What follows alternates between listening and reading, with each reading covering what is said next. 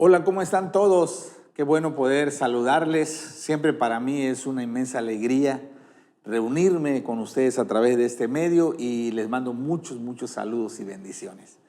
Y ahora vamos a abrir la palabra en San Mateo capítulo 20 del 1 al 16. San Mateo capítulo 20 del 1 al 16. Voy a dar lectura, dice así la palabra. En esta ocasión voy a leer la Nueva Versión Internacional, por cuestión de que allá en la Reina Valera dice la hora tercera, la hora sexta, etc. Entonces, la Nueva Versión Internacional dice el horario que nosotros conocemos. Vamos a leer Mateo 20, del 1 al 16. Asimismo, el reino de los cielos se parece a un propietario que salió de madrugada a contratar obreros para su viñedo. Acordó darles la paga de un día de trabajo y los envió a su viñedo. Cerca de las 9 de la mañana salió y vio a otros que estaban desocupados en la plaza. Les dijo: vayan también ustedes a trabajar en mi viñedo y les pagaré lo que sea justo. Así que fueron. Salió de nuevo a eso del mediodía y luego a la media tarde e hizo lo mismo. Alrededor de las 5 de la tarde salió y encontró a otros más que estaban sin trabajo. Les preguntó: ¿por qué han estado aquí desocupados todo el día? Porque nadie nos ha contratado, contestaron. Él les dijo: vayan también ustedes a trabajar en mi viñedo. Al atardecer, el dueño del viñedo ordenó a su capataz: llama a los obreros y págale su salario, comenzando con los últimos contratados hasta llegar a los primeros. Se presentaron los obreros que habían sido contratados cerca de las 5 de la tarde y cada uno recibió la paga de un día. Por eso, cuando llegaron los que fueron contratados primero, esperaban recibir más, pero cada uno de ellos recibió también la paga de un día. Al recibirla, comenzaron a murmurar contra el propietario. Estos que fueron los últimos en ser contratados, trabajaron una sola hora, dijeron, y usted los ha tratado como a nosotros, que hemos soportado el peso del trabajo y el calor del día. Pero él contestó a uno de ellos: amigo, no estoy cometiendo ninguna injusticia contigo. ¿Acaso no aceptaste trabajar por esa paga? Tómala y vete. Quiero darle al último obrero contratado lo mismo que te di a ti. ¿Es que no tengo derecho a hacer lo que quiera con mi dinero? ¿O te da envidia que yo sea generoso? Así que los últimos serán primeros y los primeros serán últimos. El tema para esta semana es: servimos a un Dios justo y bueno. Servimos a un Dios justo y bueno. Hay que reconocer que el tren de vida de esta época es muy ajetreado. Muchos estamos ocupados atendiendo los asuntos familiares, los asuntos laborales, los asuntos personales. Hay muchos pendientes, hay muchas responsabilidades que cumplir. Así que hace que nuestra agenda, nuestro tiempo esté apretado, esté saturado, ¿verdad? Y tenemos que ir acá, tenemos que hacer aquí, tenemos que ir a comprar, tenemos que solucionar eso. Y nuestra mente siempre está en constante afán de tratando de poder encontrar una solución, una respuesta a todas las responsabilidades o necesidades que tenemos. Por eso es que muchos están llenos de estrés, así le llaman los médicos cuando una persona está demasiado tensa, demasiado inquieta, dice: está usted muy estresado. Y lamentablemente a veces es tanto el ajetreo que no descansamos adecuadamente, ¿no? Según los médicos, los de salud dicen que debemos de dormir 8 horas diarias. 8 horas es el tiempo bueno para que nuestro cuerpo se regenere, para que nuestro cuerpo se recupere, para que nuestro cuerpo se vitalice. Lamentablemente, debido a todas las actividades, muchos dormimos menos de 8 horas. Como cristianos, nosotros como cristianos sabemos que Dios nos invita a servirle, a trabajar para Él. Y entonces viene la pregunta que nos hacemos es, ¿cómo vamos a poder trabajar para Dios si llevamos una vida tan atareada? Si tenemos tantos pendientes, tantos compromisos, y si encima de ellos vamos a trabajar para Dios, wow, eso va a hacer que mi agenda esté más apretada. Voy a estar más estresado de lo que ya estoy, ¿verdad? Entonces, ¿qué podemos aprender de esta parábola que Jesús contó? Del dueño del campo de cultivo y de sus trabajadores. Y eso es lo que vamos a aprender hoy, que servimos a un Dios justo y generoso. Entonces, lo primero que quiero destacar está en los versículos 1 y 2. Ahora voy a leer en la Nueva Traducción Viviente, dice el versículo 1 y 2. Dice así, la Nueva Versión Internacional. Asimismo, el reino de los cielos se parece a un propietario que salió de madrugada a contratar obreros para su viñedo. Acordó darles la paga de un día de trabajo y los envió a su viñedo. Versículo 1 y 2. Lo primero que quiero destacar es que Dios tiene un campo, o traducido, Dios tiene un pueblo al que ama, cuida, protege y salva. Dios tiene un pueblo, el campo es el pueblo de Dios.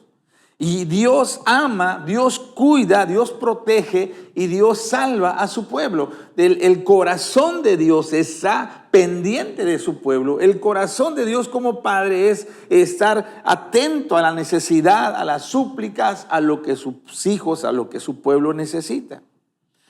Entonces Dios es el propietario del campo, y el campo de uvas, le dice el viñedo, representa a Israel. En el Antiguo Testamento la viña del Señor es la nación de Israel. Hay muchos versículos, pero solo voy a leer uno. Isaías 27 del 2 al 6, dice así en la Nueva Traducción Viviente. Escúchelo. Isaías 27 del 2 al 6. En aquel día canten acerca del viñedo fértil.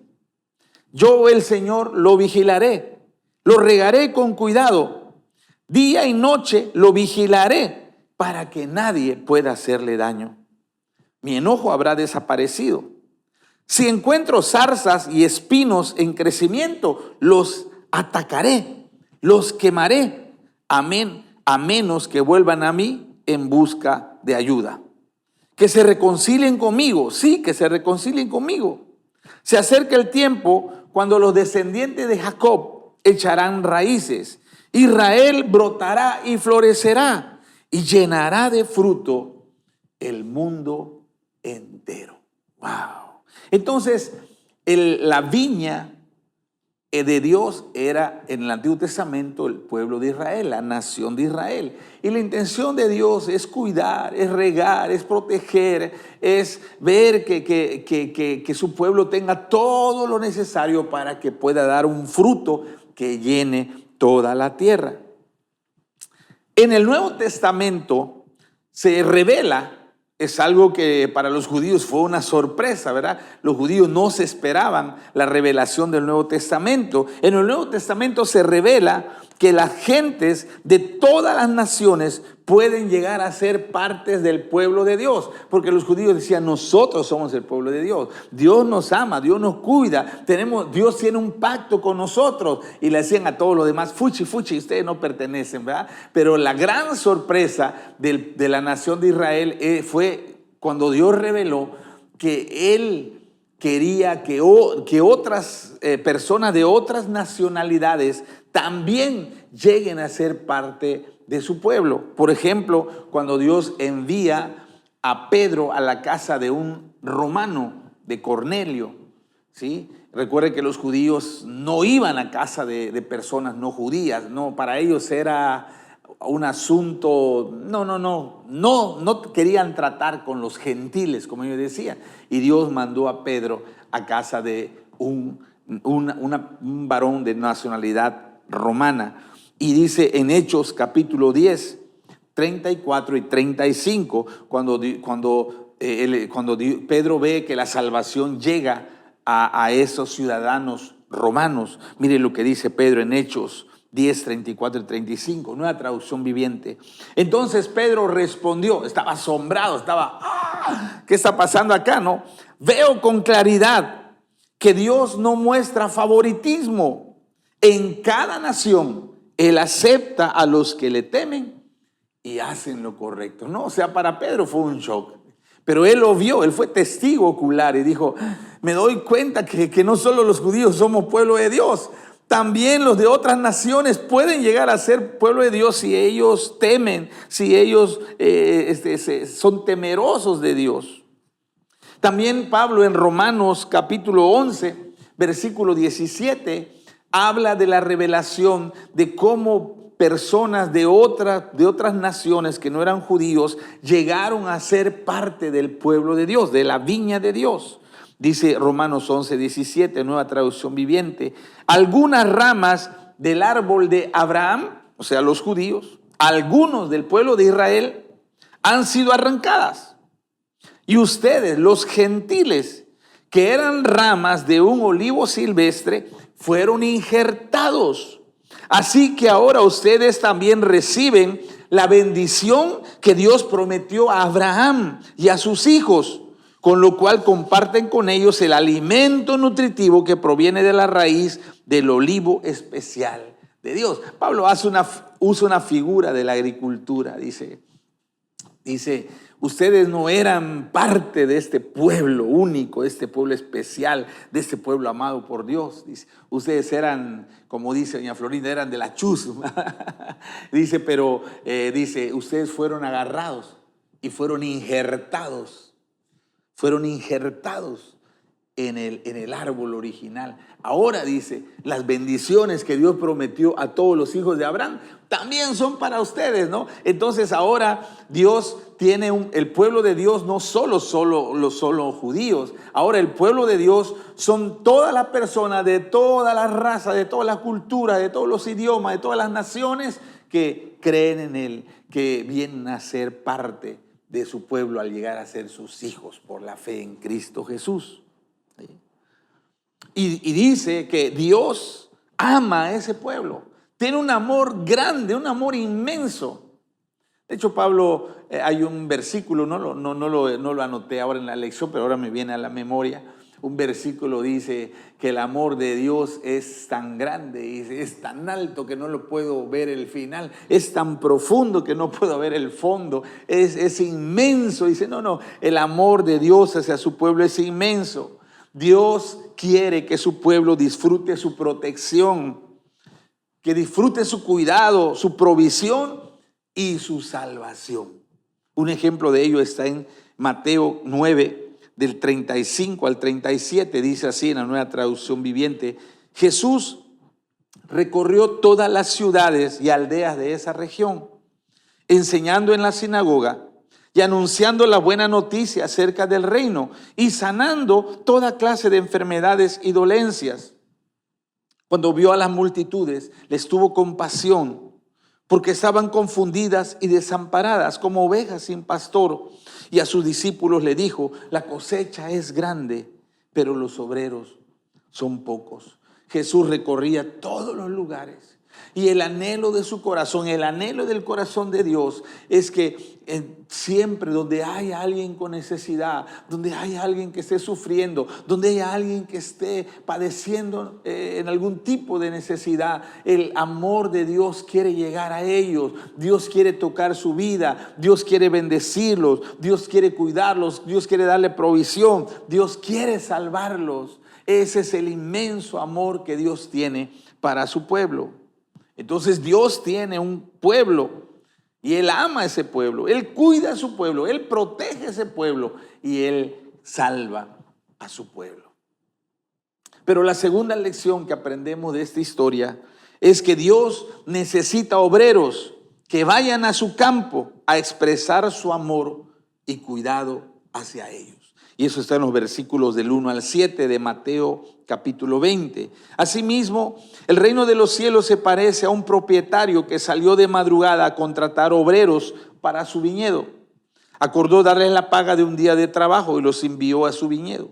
Cerca de las 9 de la mañana salió y vio a otros que estaban desocupados en la plaza y les dijo: vayan también ustedes a trabajar en mi viñedo y les pagaré lo que sea justo. Así que fueron. Salió de nuevo a eso del mediodía y luego a la media tarde e hizo lo mismo. Alrededor de las 5 de la tarde salió y encontró a otros más que estaban sin trabajo. Les preguntó: ¿por qué han estado aquí desocupados todo el día? Porque nadie nos ha contratado, contestaron. Él le dijo: vayan también ustedes a trabajar en mi viñedo. Dios necesita obreros que vayan a su campo, que vayan a su pueblo a expresar su amor y cuidado hacia ellos. Dios mira la necesidad. Dios escucha los lamentos de dolor. Dios se compadece de la aflicción de su pueblo. Y su respuesta, la respuesta de Dios para sacarlo de esa lamentable condición, es llamar a un hombrero y mandarlo con su poder y autoridad para librarlos de la aflicción. Eso lo podemos ver en Éxodo 3, del 7 al 10, dice así en la palabra. Éxodo 3, del 7 al 10, nueva traducción viviente. Luego el Señor le dijo, estaba hablando con Moisés: ciertamente he visto la opresión que sufre mi pueblo en Egipto. He oído sus gritos de angustia a causa de la crueldad de sus capataces. Estoy al tanto de sus sufrimientos. Por eso he descendido para rescatarlos del poder de los egipcios, sacarlos de Egipto y llevarlos a una tierra fértil y espaciosa. Es una tierra donde fluye la leche y la miel. La tierra donde actualmente habitan los cananeos, los hititas, los amorreos, los fereceos, los heveos y los jebuseos. Mira, el clamor de los israelitas me ha llegado y he visto con cuánta crueldad abusan de ellos los egipcios. Ahora ve, porque te envío al faraón. Tú vas a sacar de Egipto a mi pueblo Israel. Entonces, cuando Dios ve que alguien de su pueblo está sufriendo, cuando Dios mira a alguien que está en una gran necesidad, Él quiere expresarle su amor, pero para eso necesita tener obreros. Él necesita enviar los obreros para que ellos lleven su amor, para que ellos lleven la solución a la necesidad de esas personas. Ahora, la necesidad de la gente es inmensa. El trabajo que hay para atender la necesidad de las personas es demasiado para pocos obreros. O sea, no sería posible que un pequeño grupito de personas puedan atender tantísima necesidad. Por eso Dios requiere muchos obreros más que respondan a su llamado y que sean enviados a llevar el evangelio, las buenas nuevas, a los que están sufriendo. Eso está en Mateo 9, 36 al 38. Dice así la nueva traducción viviente. Y cuando vio a las multitudes, les tuvo compasión, porque estaban confundidas y desamparadas como ovejas sin pastor. A sus discípulos les dijo: la cosecha es grande, pero los obreros son pocos. Así que oren al Señor que está a cargo de la cosecha. Pídanle que envíe más obreros a sus campos. Entonces, hay tanta necesidad, ¿no? Jesús mismo dijo: wow, yo estoy ayudando a todo el que puedo, pero es demasiado. Es tantísima la necesidad de la gente. Son miles de personas, millones de personas que están sufriendo. Y dice: yo los amo, yo quiero expresarle mi provisión, yo quiero sanarlo, yo quiero librarlo, yo quiero salvarlo, yo quiero restaurarlo. Dice: pero para eso necesito obreros, necesito hombres y mujeres que digan: aquí estoy, yo quiero ir, que respondan a la invitación. Dios necesita sus obreros para que puedan ir a llevar las buenas noticias a los que están sufriendo. La insistencia de Dios al seguir llamando obreros. Porque en la parábola, la primera vez que el dueño del terreno sale a buscar trabajadores fue a las 6 de la mañana. Luego a las 9 de la mañana va y encuentra más y dice, no tienen, vayan a trabajar a mi campo. Luego a las 12 del día va y encuentra a otros, por favor, vayan a trabajar a mi campo. Luego a las 3 de la tarde va y vayan a trabajar a mi campo. Y los últimos que invitó fue a las 5 de la tarde, porque el jornal de trabajo terminaba a las 6. Solo faltaba una hora para terminar el jornal, pero él vio otros y no tienen chamba, vayan a trabajar, necesito más trabajadores, ¿no? Porque la mies es mucha y los obreros son pocos. Y esa insistencia de Dios de llamar obreros, de llamar más obreros, de llamar más obreros, aun cuando ya faltaba poco para que llegara la noche, y Él siguió llamando obreros, señala su anhelo tan grande de poder atender la necesidad de su amado pueblo. Dios anhela llenar la necesidad de su pueblo, pero solamente lo puede hacer a través de sus obreros. Él está empeñado, Dios quiere, Dios desea que su pueblo disfrute su paz, su vida, que disfrute su prosperidad. Jeremías 29:11 lo dice así. Ese es un mensaje profético que se le da a los que estaban cautivos en el imperio babilonio. Y escuche lo que el Señor le dice a su pueblo que estaba sufriendo como esclavo en una nación extranjera. Le dice Jeremías 29:11, pues yo sé los planes que tengo para ustedes, dice el Señor. Son planes para lo bueno y no para lo malo, para darles un futuro y una esperanza. Wow. Dios, cuando ve que alguien está sufriendo, dice, tú no sabes lo que yo tengo para ti. Mi voluntad no es que sufras. Mi voluntad no es que estés en esa condición. Mi voluntad no es que padezca necesidad. Yo tengo algo mejor para ti. Pero para que eso pueda ser accesible al que sufre, Dios necesita obreros que vayan a llevar esas buenas noticias. Entonces, lo segundo que aprendemos, que Dios necesita obreros. Muchos, no necesita unos cuantos. Muchos, recuerda, dice, oren al Señor que mande más obreros, porque no nos damos abasto. Por más no es suficiente, hay demasiado trabajo, hay demasiada necesidad. Y mientras más obreros haya, el Padre se alegra más, porque más personas van a disfrutar de su amor y de su bendición. Lo tercero que quiero destacar está en los versículos del 8 al 16. Dice así: y al atardecer, el dueño del viñedo le ordenó a su capataz, llama a los obreros y págale su salario, comenzando por los últimos contratados hasta llegar a los primeros. Se presentaron los obreros que habían sido contratados cerca de las 5 de la tarde y cada uno recibió la paga de un día. Por eso, cuando llegaron los que fueron contratados primero, esperaban recibir más, pero cada uno de ellos recibió también la paga de un día. Al recibirla, comenzaron a murmurar contra el propietario. Estos, que fueron los últimos en ser contratados, trabajaron una sola hora, de 5 a 6. Y dice, y usted los ha tratado como a nosotros, que hemos soportado el peso del trabajo y el calor del día. Pero él, el dueño, contestó a uno de ellos, amigo, no estoy cometiendo ninguna injusticia contigo. ¿Acaso no aceptaste trabajar por esa paga? Tómala y vete. Quiero darle al último obrero contratado lo mismo que te di a ti. ¿Es que no tengo derecho a hacer lo que quiero con mi dinero? ¿O te da envidia que yo sea generoso?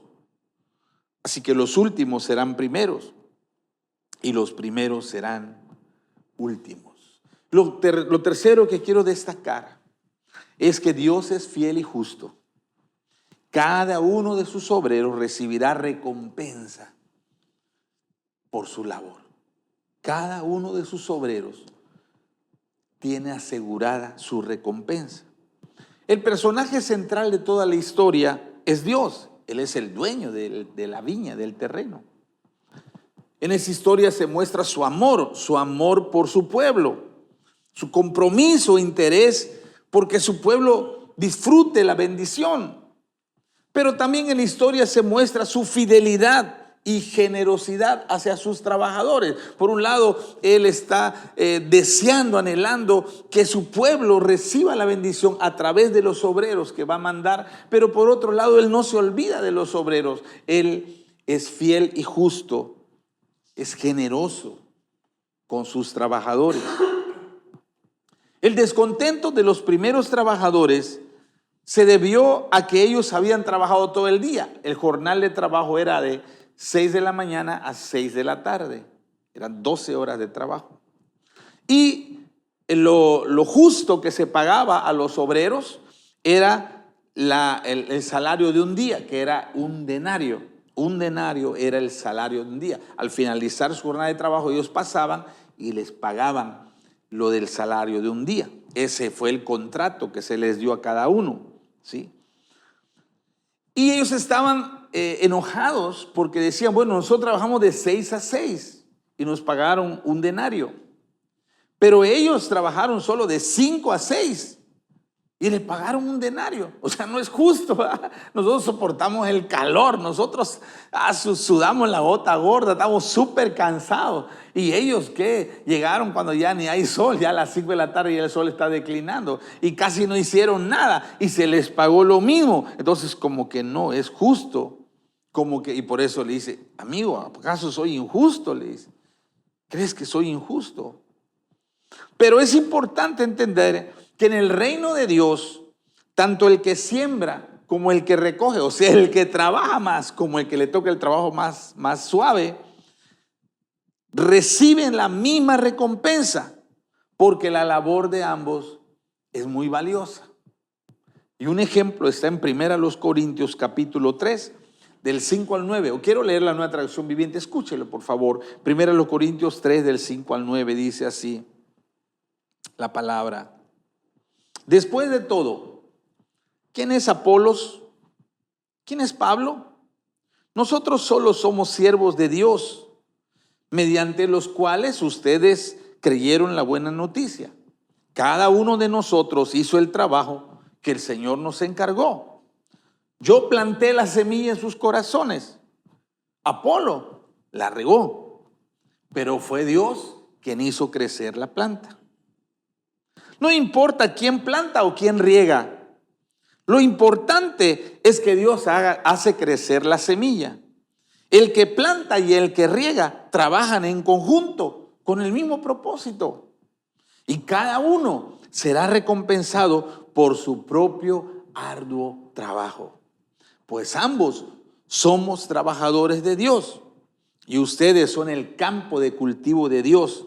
Son el edificio de Dios. Pablo ahí está hablando de una manera clara, muy clara. Dice, miren, en el reino de Dios unos van a trabajar más duro, le va a tocar picar piedra, ¿verdad? No sé si te ha pasado que tú has orado, has ayunado, le has hablado a una persona, lo has invitado muchas veces, has pasado a buscarlo. Bueno, has luchado mucho porque esa persona conozca a Jesús y no ha querido. Y de pronto sale otro que la primera vez que lo visita, de pronto ves que ya está yendo a su célula y tú dices, oye, no es justo. Yo ya ayuné, yo ya oré, yo ya estuve luchando años por él y ahora viene otro y se lo lleva, ¿no? Como que algunos se han enojado, yo lo sé, ya ha pasado eso. Pero Pablo dice, mire, ¿por qué se enojan? ¿Por qué se molestan? Dice, lo que tú hiciste es igual de importante que lo que hizo el otro. A ti te tocó picar piedra, a ti te tocó luchar durísimo y el otro vino y recogió la cosecha. Dice, pero no te preocupes, estamos trabajando para Dios, estamos unidos en el mismo propósito. Además dice, Dios le va a pagar a cada uno, Dios va a recompensarle a cada uno. Dios va a darle su premio a cada trabajador, porque Él es un Dios fiel, porque Él es un Dios generoso. Así es el carácter de Dios. Así que como obreros del reino de Dios debemos trabajar con amor. No debe quejarse, no debe quejarse. Debemos trabajar en unidad de propósito, ¿verdad? Si Él se lo llevó, gloria a Dios. Oye, qué bueno, me da gusto que vaya contigo. La verdad, estuve orando mucho por su salvación y agradezco a Dios que Él ya llegó a los pies de Cristo, ¿verdad? No, lo importante no es si viene a mi célula, no, lo importante es que Él ya es parte del pueblo de Dios. ¿Sí? Además, debemos de cooperar con nuestros compañeros de labor. No estamos compitiendo. No estamos viendo quién es el mejor, no, somos colaboradores, somos compañeros, nos ayudamos. Si a mí me toca cargar piedra y a él le toca sentarse bajo la sombra a trabajar, está bien, no importa, es parte del trabajo. No debe haber entre nosotros ni murmuración ni envidia, pero debe de saber que cada uno será recompensado. Cada persona que trabaja en el reino de Dios recibirá su recompensa. Porque Dios es fiel y generoso. Grábese eso. Fiel y generoso. Mire lo que dice 1 Corintios 15:58. Dice así. Pablo nos da este consejo para terminar. Por lo tanto, mis amados hermanos, permanezcan fuertes y constantes. Trabajen siempre para el Señor con entusiasmo, porque ustedes saben que nada de lo que hacen para el Señor es inútil. ¡Wow! ¡Qué tremendo! Nada de lo que hagas para el reino de Dios es inútil, es decir, va a recibir su recompensa. Todo lo que tú hagas para el Señor tendrá un resultado favorable. No es tiempo perdido, no es recurso malgastado. Tendrá resultado favorable. Que Dios recompensa a cada obrero fiel. Grábese eso. Dios recompensa a cada obrero, estoy hablando de hombres y mujeres, cada obrero fiel. Todo lo que hagamos para su reino será retribuido generosamente por Él. Generosamente. Así que sigamos sirviéndole con amor y lealtad.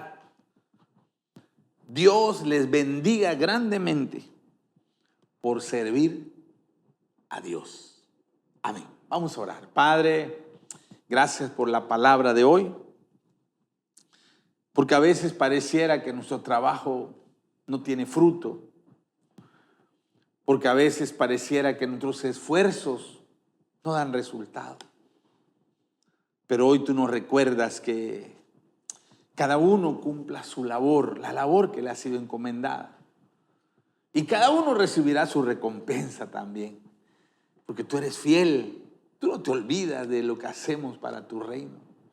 Tú tienes en cuenta y en el momento preciso tú darás la recompensa. Tú nos darás la satisfacción de ver que nuestro trabajo no ha sido en vano. Señor, gracias por esta palabra que aliente nuestro corazón y que nos dé ánimo para seguir sirviendo, para seguir trabajando con amor, sin descansar, hasta el último día que tú nos concedas la vida. En el nombre de Jesús. Amén. Amén. Muy bien, ese es el tema para esta semana. Y los anuncios que tenemos, bueno, le tengo una excelente noticia, la verdad, es una noticia maravillosa. Recuerden que ese año es año de puertas abiertas, ¿verdad? Y la primera gran sorpresa que Dios nos dio fue la convención del sureste de mujeres, que fue algo, tremendo, de un nivel altísimo. Bueno, ahora vamos a tener la preconvención nacional aquí en la iglesia. Casa de los Milagros de Lerma. Somos afortunados, la verdad, somos bendecidos por eso. Tendremos, todavía no sabemos si viene el pastor Saúl o la pastora Gloria Salamanca. Uno de los dos estará con nosotros. La fecha es el viernes 20, sería por la tarde, y el sábado 21 de septiembre. Ya estamos cerquita, estamos cerquita, estamos a un tiro, a un paso nada más. Así que les invitamos. Va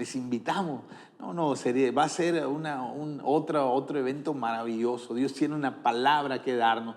Y recuerde que el tema de de la convención de este año es la gran cosecha, hablando de trabajar en el reino de Dios, la gran cosecha. Así que no se lo puede perder, no se lo puede perder. Es imperdible esa cita. Así que prepárese, anote en su agenda, viernes 20 y sábado 21 de septiembre, la preconvención nacional, la gran cosecha, aquí en nuestra iglesia. Prepárese, por favor, prepárese, está invitado. No se lo puede perder, y usted como líder mucho menos, no, tiene que estar ahí en primera fila para recibir lo que Dios tiene para su vida. Dios le bendiga, le damos un abrazo y que Dios recompense su labor, la labor que hace para el reino de Dios. Bendiciones.